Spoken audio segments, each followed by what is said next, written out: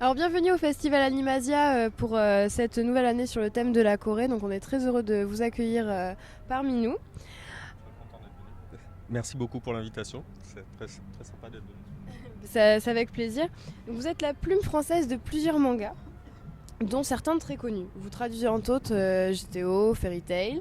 Est-ce que c'est vraiment une passion de traduire ces mangas, des mangas? Alors au début, en fait, je suis un gros fan de bande dessinée. Et c'est en partant de la bande dessinée que j'ai découvert les mangas. Et à mon époque, il n'y avait pas beaucoup de choses traduites. Donc pour pouvoir lire des mangas que j'avais très envie de lire, je me suis mis au japonais. Et du coup, oui, c'est un peu une passion quand même au départ. Le manga et puis la traduction est venue parce que j'avais envie de travailler dans ce milieu-là. Et que vu comment je dessine, il valait mieux pas que je devienne dessinateur. Donc Comment vivez-vous le fait que des milliers de Français attendent la parution du manga traduit en français avec un certain stress, quand c'est des séries qui ont du succès, c'est un peu avec un certain stress. Euh, Maintenant, alors je suis peut-être moins stressé aujourd'hui que quand j'ai commencé quand même. Donc il y a, avec l'âge, tout ça on dira. Euh, Maintenant ça va un peu mieux, mais c'est vrai qu'au début, oui, il y avait un certain stress à travailler sur des grosses séries où je savais que les lecteurs attendaient à patience le truc qui sort. Après, il y a des fois où l'attente des lecteurs est mise à rude épreuve, mais pas forcément par moi. C'est-à-dire que je pense entre autres quand j'ai traduit GTO. Quand on est arrivé à la fin, quand le dernier tome est sorti, il y a un certain nombre de lecteurs qui ont râlé en disant ouais mais la suite met du temps à venir, que fout l'éditeur français.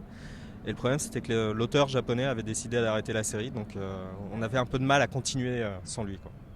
Est-ce que les mangas et la culture japonaise étaient à la base une passion réellement ou c'était plus sous une forme de déclic tiens je vais faire de la traduction par rapport à tout ça?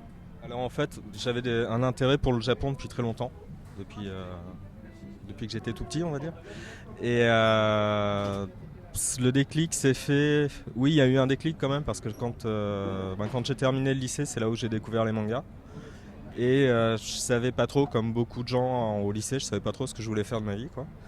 Et puis j'ai découvert les mangas. Et puis à l'époque, vu le discours qu'il y avait en France par rapport aux dessins animés japonais, aux mangas qu'on découvrait un peu, je me suis dit bah voilà, si je veux pouvoir les lire un jour, faut que je me mette au japonais. Donc c'est comme ça que je me suis lancé dans des études de japonais. Après, c'est par des rencontres en fait, des coups de chance, des hasards. C'est-à-dire que j'ai rencontré, quand j'étais en licence, j'ai rencontré quelqu'un qui faisait déjà de la traduction de manga, avec qui j'ai sympathisé. Et un jour, il est arrivé en me disant oh là là, je traduis une série, j'aime pas ça, je l'aime pas, elle est pas géniale. Ça s'appelle Bastard. Je lui ai dit bah moi je suis un gros fan. Il m'a dit bah si tu veux, je te présente à l'éditeur et tu reprends la série. Et c'est comme ça que j'ai commencé. Donc ça a été un coup de chance, quand une rencontre. Pas par une école de traduction. À l'époque, les écoles de traduction, en plus, en France, il n'y en a pas énormément, mais formées plutôt à la traduction littéraire. Donc, quand je dis littéraire, la traduction de manga, c'est de la traduction littéraire aussi, mais la traduction de romans, de choses comme ça, et à l'interprétariat. Donc, faire de la traduction sur des conférences, sur des interviews, des choses comme ça. Et de la traduction de bande dessinée, c'était pas, on n'en parlait pas. Donc voilà, ça s'est fait un peu par hasard, sur un coup de chance, sur une rencontre. Et c'est vrai que dans ce métier-là, les rencontres et les coups de chance, ça compte beaucoup pour réussir à mettre un pied dedans et puis essayer d'y rester après, par la suite. Et justement, qu'est-ce qui est le plus difficile d'appréhender de passer du japonais au français? C'est-à-dire, est-ce que c'est, par exemple, il y a des références culturelles que le lecteur français ne connaît pas forcément, enfin, ou c'est autre chose peut-être le plus difficile de traduire ou de faire comprendre? Je pense qu'en traduction, le plus difficile, c'est l'humour. Tout ce qui va être jeu de mots et choses comme ça.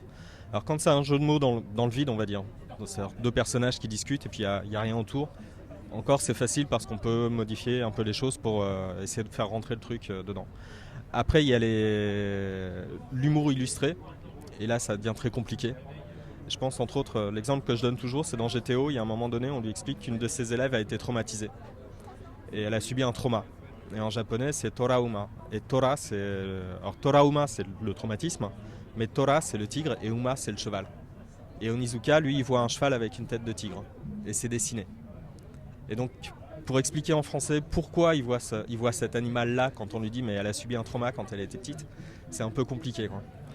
Donc c'est vrai que sur GTO, il y avait beaucoup de références comme ça. Et avec l'éditeur, à l'époque, on avait fait le choix de faire un lexique, en fait, pour éviter de surcharger les pages en mettant 45 notes de traduction tout autour de la page. Je pense qu'il y aurait eu autant de notes que de dessins et de dialogues sur la page si on avait fait comme ça.